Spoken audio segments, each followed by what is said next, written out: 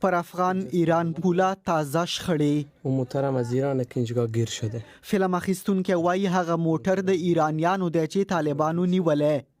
طالبان له ایرانی ځواکونو سره سترګې په سترګې 2 مترۍ کې ولاړ دي. او بره. د جنجال په ټس کې د اسلام قلعه سوداګریز بندر د 24 ساعتونو لپاره تړل شوی و. موږ نه پرېږدو چې څوک د افغانستان په داخل کې امنیت اخلال کړي. کابل کې د طالبانو د دفاع وزیر ګاونډیانو ته ډانګ پیلي وایي که لاس ور اوږدوي دوی به بې ځوابه نه کینی. د همسایګانو څخه هم رنځ او تکلیف وینو، مشکل وینو،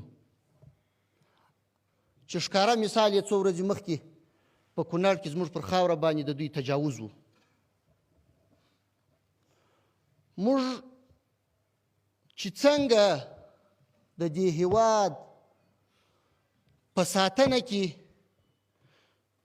دروند مسؤلیت لرو، همداسې د هیواد د وګړو او د افغانستان د خلکو په ساتنه کې هم